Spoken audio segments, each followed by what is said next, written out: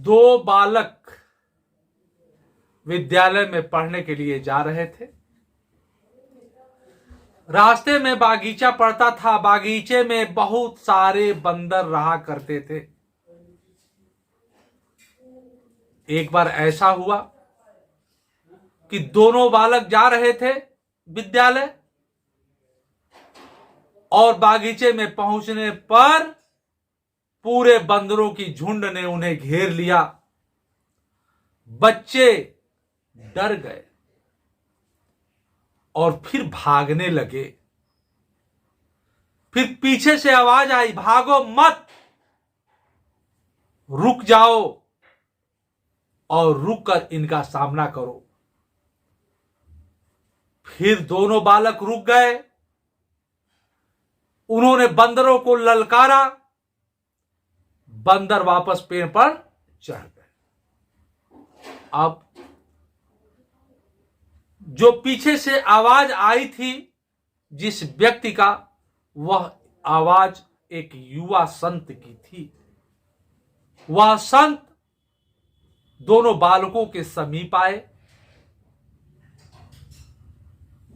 उन्होंने बताया कि हम भी एक बार बंदरों के झुंड से फंसे थे, हमको भी दौड़ा दिए थे, हम भी भाग रहे थे, लेकिन हमको एक वृद्ध संत ने ऐसे ही रोका था और उन्होंने कहा था इनका सामना करो। मैंने सामना किया। वे बंदर भाग गए थे, उस दिन भी भाग गए थे, आज भी भाग गए। फिर उस युवा संत ने बालकों से पूछा, तुमने इससे क्या सीखा? तो एक बालक ने कहा कि हमें विपत्ति में भागना नहीं चाहिए, बल्कि उसका सामना करना चाहिए। फिर उस संत ने दूसरे बालक से पूछा, तुम्हें इससे क्या सीख मिली?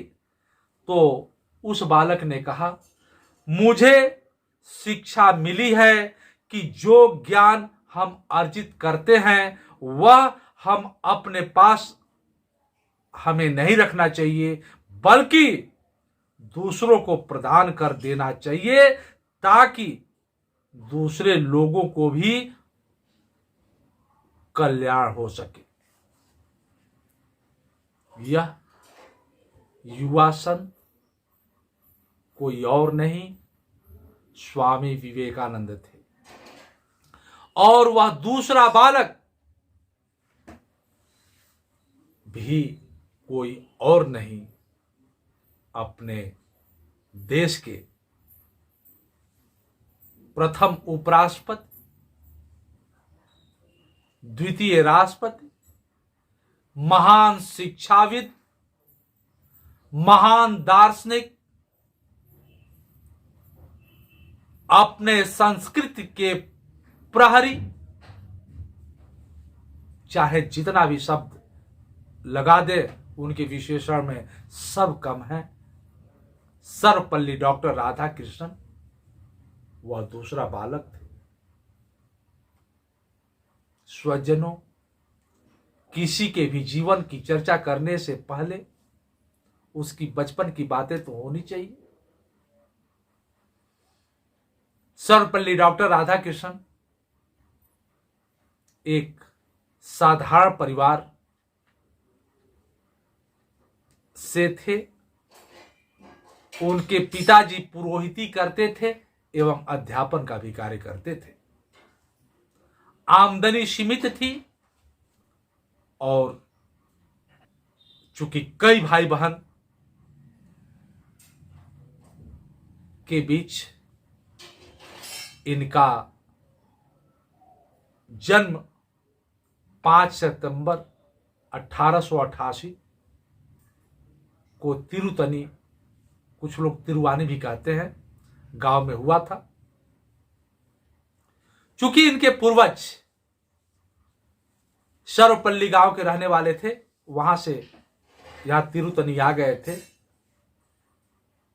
और इनका परिवार की जो सोच थी कि अपने गांव के नाम को हमें नहीं छोड़ना है, इसलिए अपने गांव के नाम को अपने नाम के साथ जोड़ कर रखा। इससे सर्वपल्ली डॉक्टर राधाकृष्णन या उनके परिवार के जितने भी लोग थे, उनके सबके नाम के पहले सर्वपल्ली शब्द का प्रयोग हुआ करता था। स्वजनों,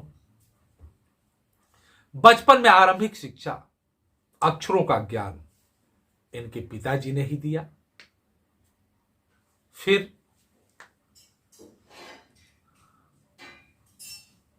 इनका शिक्षा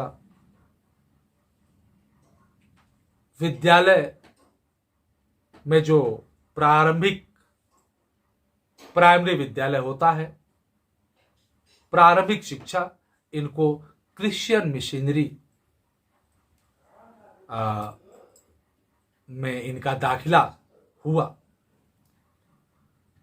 स्वजनों, यहां मैं मिशनरी के बारे में थोड़ा सा चर्चा करूंगा। 1813 ईस्वी में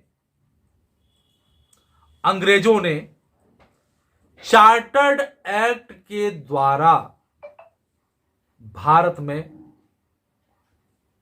इसे लाया। स्वजनों, ये मानना है कि किसी भी देश में बदलाव या अपने रूप में ढालने का सबसे उपयुक्त विधि वहां की शिक्षा पद्धति को अपने हिसाब से बना देना होता है। और यही ब्रिटिश सरकार ने किया कि भारत में क्रिश्चियन मिशनरियों का लाना उनका इस क्षेत्र में मुख्य मकसद था। तो इसी में राधाकृष्णन का दाखिला हुआ। चूंकि ये हिंदू परिवार के थे, स्वामी विवेकानंद से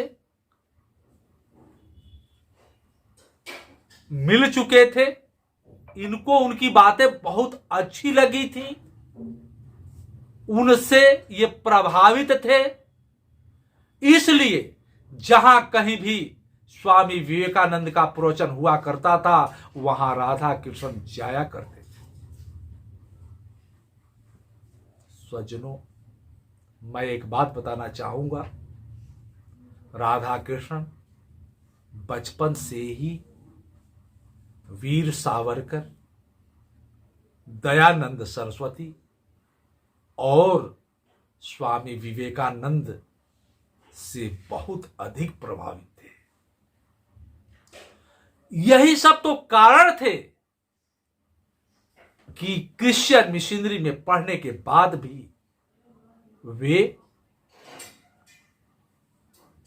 प्रभावित नहीं हुए थे। हालांकि इन्होंने, चूंकि पढ़ने में राधा कृष्ण जी बचपन से ही बहुत अच्छे छात्र थे और चूंकि साउथ के थे, दक्षिण भारत के, अंग्रेजी बहुत अच्छी थी, हिंदी उनको उतना अच्छा बोलना नहीं आता था। सोचो, मैं एक बात बताना चाहूंगा, सर्वपल्ली डॉक्टर राधा कृष्णन के बारे में बताना आसान कार्य नहीं है। मैं एक साधारण सा अध्यापक हूं, कोशिश कर रहा हूं। ये 5 सितंबर का दिन जो उनके याद में मनाया जाता है, सोचिए ना, वह व्यक्ति उच्च पद पे पहुंचने के बाद, उच्च पद पे, भारत के सर्वोच्च पद पे राष्ट्रपति बनने के बाद, जिस भारत वर्ष में अधिकतम, सभी नहीं, अधिकतर स्वार्थ की बातें होती हैं, लेकिन चूंकि सर्वपल्ली डॉक्टर राधा कृष्ण जी एक अच्छे अध्यापक थे, उनका अपने छात्रों के प्रति लगाव था, हालांकि लोग कहते हैं कि वे कक्षा में 20 मिनट देर से जाते थे लेकिन 10 मिनट पहले निकल आते थे। इसके बावजूद छात्रों का उनके प्रति लगाव बहुत अधिक था और यही कारण था कि उन्होंने सर्वोच्च पद पाने के बाद भी अपने आप को शिक्षक के रूप में ही कहीं भी अपना परिचय या पहचान देना चाहते थे। बड़ा ही समाज के लिए ये आदर्श पद होता है। मानता हूं कुछ इस नए परिवेश में इस पद की गरिमा थोड़ी सी धूमिल हो रही है। क्यों? कुछ व्यवसायीकरण के कारण अध्यापक और छात्र में उनके संबंध में व्यवसायीकरण के कारण अंतरात्मा से लगाव की कमी के कारण ये सब खामियां आई हैं। मेरा आध्यात्मिक सोच है नेता और अभिनेता आदरणीय हो सकते हैं लेकिन पूज्य नहीं। राष्ट्रपति उपराष्ट्रपति महामहिम हो सकते हैं लेकिन पूज्य नहीं। पूज्य कहें या परम पूज्य कहें या होने का सौभाग्य तो मात्र गुरु को ही प्राप्त है और गुरु के अलावा अगर किसी को प्राप्त है तो वो माता पिता को प्राप्त है। इसलिए स्वजनों, ये कहा क्या गया है? सर्वपल्ली डॉक्टर राधा कृष्णन ने ही कहा है कि भगवान की पूजा नहीं होती बल्कि उन लोगों की पूजा होती है जो उनके नाम पर बोलने का दावा करते हैं। इस समाज का अगर सही दृष्टिकोण से देखी जाए तो प्रहरी के रूप में शिक्षक होता है। स्वजनों, इन्होंने क्रिश्चियन मिशनरी से पढ़ने के बाद मद्रास रेसिडेंसी कॉलेज से पढ़े। उसके बाद उच्च शिक्षा लेने के बाद कई जगह आपने सेवा दी। अंतिम कुलपति के रूप में दिल्ली यूनिवर्सिटी रहा, कलकत्ता यूनिवर्सिटी में भी पढ़ाया। फिर वहीं पर रहते समय, कलकत्ता में ही रहते समय मदन मोहन मालवीय जी ने उनसे अनुरोध किया कि BHU वाराणसी यूनिवर्सिटी में कुलपति के रूप में सेवा देने के लिए। तो इन्होंने कहा था कि मैं सेवा तो दूंगा, मेरे पास समय का हालांकि उनके पास अभाव था क्योंकि उस समय वे कलकत्ता यूनिवर्सिटी में प्राध्यापक थे। लेकिन मदन मोहन मालवीय जी का अनुरोध उन्होंने स्वीकार लिया, लेकिन एक अनुरोध इन्होंने भी कर दिया कि मैं इसके बदले में पैसा नहीं लूंगा। स्वजनों, ऐसा सोचिए आज के जमाने में जहां पैसा ही सब कुछ है। हालांकि उस समय भी हुआ करता था, अछूता नहीं था, लेकिन एक सिद्धांत थी, एक सोच थी। यहां यह भी कहा जाता है कि राष्ट्रपति बनने के बाद आपने 10,000 सैलरी की जगह पर 2,500 रुपया ही लिया करते थे और बाकी पैसे प्रधानमंत्री राहत कोष में जमा कर देते थे। आपका ऐसा त्याग था। जब इन्होंने, चूंकि मद्रास के प्रेसिडेंसी कॉलेज में जब प्रोफेसर रहे, उसी समय इन्होंने बहुत सारा अध्ययन किया और लेख वगैरह भी लिखने लगे और इसके द्वारा पूरे विश्व में अपने दर्शन का लोहा मनवा लिया। स्वजनों, आपका छात्रों के लिए कम, शिक्षकों के लिए ज्यादा बातें रही है। शिक्षा के संदर्भ में सर्वपल्ली डॉक्टर राधाकृष्णन ने कहा, शिक्षा के द्वारा ही मानव मस्तिष्क का सदुपयोग किया जा सकता है। अतः विश्व को एक इकाई मानकर शिक्षा का प्रावधान करना चाहिए। शिक्षकों के विषय में कहा, शिक्षक वह नहीं जो छात्र के दिमाग में तथ्यों को ठूस देता हो, बल्कि शिक्षक वास्तविक तो वह है जो उसे आने वाले चुनौतियों के लिए तैयार करे। स्वजनों, छात्र को रचनात्मक बनाना ही अध्यापक का मुख्य कार्य है। छात्र किसी भी परिस्थिति से निपट सके, ऐसा बनाना ही अध्यापक का मुख्य कार्य है। पुस्तक के विषय में कहा, पुस्तकें वह माध्यम हैं जिनके जरिए विभिन्न संस्कृतियों के बीच पुल का निर्माण किया जा सकता है।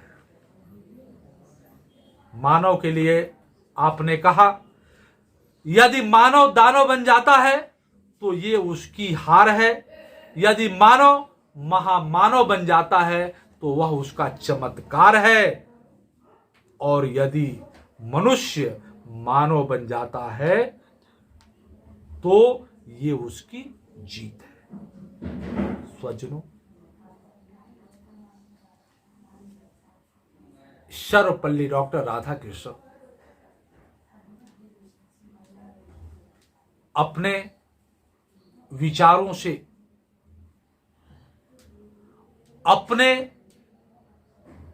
आलोचकों की भी कई बार बोलती बंद कर दिया। चूंकि ऐसा मानना था उस समय भी पूरे विश्व में कि क्या दर्शन शास्त्र का आदमी राजनीतिक हो सकता है। लेकिन एक बात है, पूरे जीवन पर्यंत वे राजनीतिक नहीं रहे, गैर राजनीतिक रहे। लेकिन नेहरू जी के अनुरोध पर वे सोवियत संघ के राजदूत के रूप में कार्य किए। फिर उनके ही आग्रह पर, चूंकि बहुत लोगों को पसंद नहीं था, अरे यह दुनिया तो ऐसी होती है कि सृष्टि के रचयिता को भी लोग आलोचना कर सकते हैं, इसलिए, और जब यह कार्य शिक्षित वर्ग करता है तब वह समाज के लिए आदर्श नहीं होता। कई बार तो ऐसा भी देखने को मिलता है, शिक्षा जगत के लोग ऐसे कृत्य किया करते हैं, उस कृत्य को कृत्य नहीं बल्कि कुकृत्य कर सकते हैं, इस पर और आंखें झुक सकती हैं। लेकिन क्या ये सर्वपल्ली डॉक्टर राधाकृष्णन के विचारों के शिक्षक हैं? क्या उनके अनुरूप हर विद्यालय में हर अध्यापक शिक्षक दिवस को बड़े धूमधाम से मनवाना चाहता है? लेकिन क्या शिक्षकों के प्रति उनका जो विचार था उसके अनुरूप हम हैं? हमें अपने अंतरात्मा से इस बात को टटोलना चाहिए। बहुत सारे शिक्षकों को अपशब्द कहते सुना है। क्या सर्वपल्ली डॉक्टर राधाकृष्णन, जिनका 1915 में महात्मा गांधी से भेंट हुआ,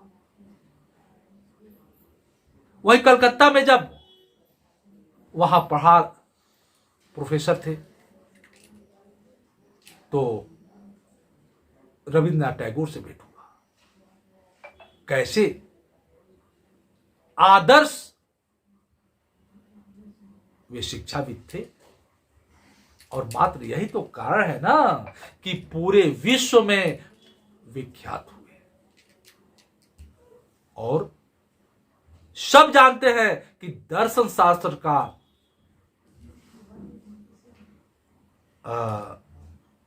व्यक्ति राजा नहीं होता, लेकिन इन्होंने नेहरू जी के अनुरोध पर उपराष्ट्रपति बने, फिर राष्ट्रपति बने। और सोचिए, 2 बार 2 प्रधानमंत्री, इनके राष्ट्रपति काल में ही उनकी मृत्यु हुई, पंडित नेहरू की भी और लाल बहादुर शास्त्री की भी।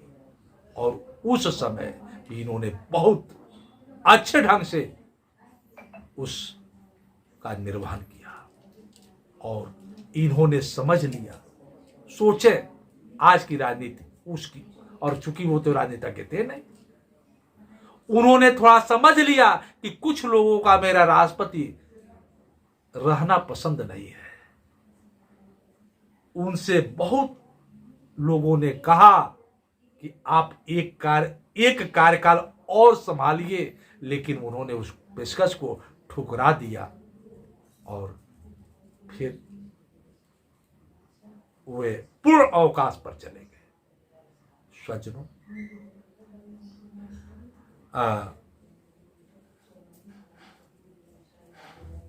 1954 में भारत रत्न का सम्मान उन्हें प्राप्त हुआ। राष्ट्रपति बनने पर उनके कुछ शिष्यों ने, ऐसा कहते हैं लोग कि मदन मोहन मालवीय जी ने भी, लेकिन इसके कुछ लिखित साक्ष्य नहीं है, उनसे अनुरोध किए। छात्रों का तो है कि आपका जन्मदिन हम लोग मनाना चाहते हैं, तो उन्होंने कहा कि मेरा जन्मदिन अगर आप शिक्षक दिवस के रूप में मनाएं तो मुझे अति प्रसन्नता होगी। और 1962 में ही 5 सितंबर 1962 को पहला शिक्षक दिवस मनाया जाने लगा, और तब से यह प्रचलन चली आ रही है। तो स्वजनों, मैं ये कहता हूं, हम अपने महापुरुषों को सिर्फ माने ही नहीं, उनकी कही हुई बातों को भी माने। तब तो यह दिन, यह दिवस छात्रों के लिए मनाने का और शिक्षकों के लिए सम्मान पाने का एक तरीका हो सकता है। वरना अगर एक दूसरे के प्रति ईमानदार नहीं है तो शिक्षक को खुद ही इससे हट के होना चाहिए, नहीं तो किसी भी चीज का हमारे नैतिक मूल्यों पे असर पड़ता है। तो इन्हीं शब्दों के साथ आप सभी को शिक्षक दिवस की ढेरों सारी बधाई के साथ बहुत बहुत